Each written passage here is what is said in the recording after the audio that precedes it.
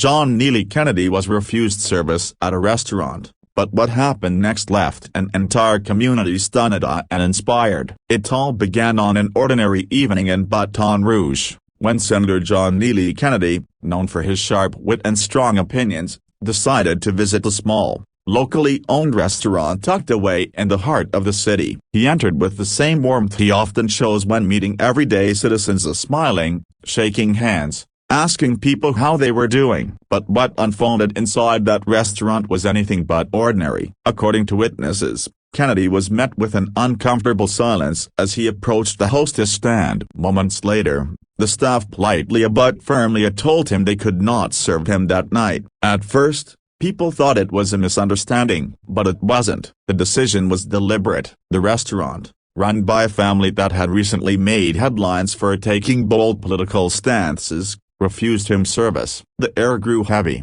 and whispers filled the room. Some diners applauded quietly, others frowned, and many just sat frozen in disbelief. For a man in his position, the expected reaction would have been anger, confrontation, or perhaps even a swift exit. But John Neely Kennedy surprised everyone in the room. Instead of storming out or demanding respect, he paused, looked around at the faces of the diners, and then did something few could have predicted. He pulled out a chair at an empty table and sat down calmly.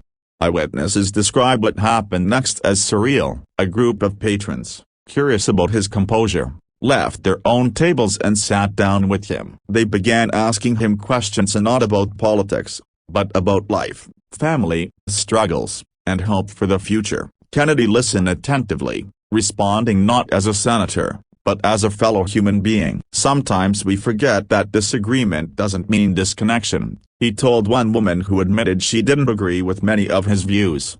The conversation grew. One by one, people began moving closer. What started as an act of rejection slowly transformed into a moment of connection. The restaurant staff, initially standing back with folded arms, began noticing the atmosphere changing. Diners weren't arguing or dividing, they were sharing. A father spoke about the challenges of raising teenagers in an uncertain world. A young college student asked how leaders can inspire hope without fueling hate. Kennedy answered each with humility, often weaving in personal stories from his own life, stories that rarely make the evening news. At one point, someone asked him if he felt hurt by being refused service. He paused before replying, "Of course it hurts. Nobody wants to be told they're not welcome. But sometimes, the best way to respond is not with bitterness but with presence. If we can't sit at the same table and talk, then what chance do we have of healing our differences?" By the end of the night, the restaurant was buzzing not with division, but with laughter, tears, and conversations that would linger long after the plates were cleared. The very staff who had initially refused to serve him eventually approached with water and later, quietly, with food. Without fanfare, they placed the dishes on the table. Kennedy thanked them sincerely, creating a moment of mutual respect that silenced the room once more. The story quickly spread beyond those walls. Social media lit up with posts from diners who had been there, describing the transformation they witnessed. What began as a tense standoff became a powerful lesson in humility, patience, and the courage to respond to rejection with grace rather than rage. For many, the incident carried a deeper message, that even in a divided world, it is possible to bridge gaps not by shouting louder, but by listening more deeply. Kennedy didn't just win the evening, he reminded people of something we all too often forget, that our shared humanity is greater than our differences.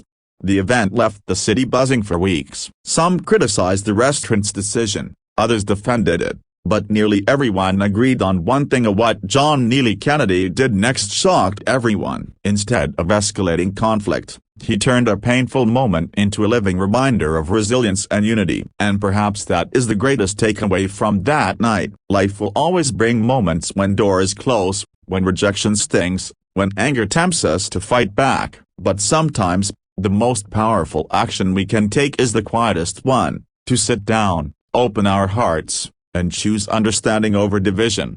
As one diner put it best while leaving the restaurant that night, "I came here expecting dinner. I left with hope."